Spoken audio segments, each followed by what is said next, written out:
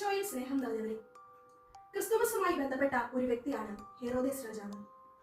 യഹൂദന്മാരുടെ രാജാവായി ജനിച്ചവനെ കാണുവാൻ ജ്ഞാനികൾ വന്നപ്പോൾ ഹെറോദേസ് രാജാവ് അസ്വസ്ഥനായി എന്ന് വചനം പറയുന്നു.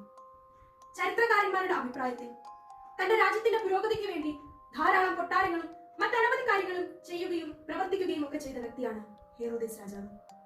പക്ഷേ ഹെറോദേസ് അറിയപ്പെടുന്നത് താൻ പണിത കൊട്ടാരങ്ങളുടെ പേരിലല്ല, മറിച്ച് രാജാവായി പിറന്ന യേശുവിനെ കൊല്ലുവാൻ ശ്രമിച്ച വ്യക്തി എന്ന നിലയിലാണ്. നമ്മൾ ചെയ്തു കൂട്ടുന്ന പല കാര്യങ്ങളെക്കാൾ പ്രാധാന്യം നമ്മുടെ സ്വഭാവത്തിന് നൽകേണ്ടതുണ്ട് എന്ന് ഈ വ്യക്തി നമ്മെ ഓർമ്മിപ്പിക്കുന്നു.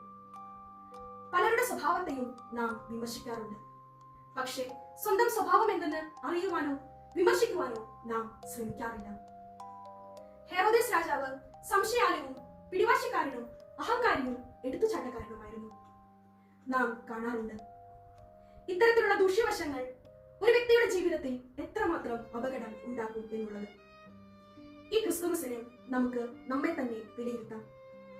ഈശോ എല്ലാവരെയും സമൃദ്ധമായി അനുഗ്രഹിക്കട്ടെ.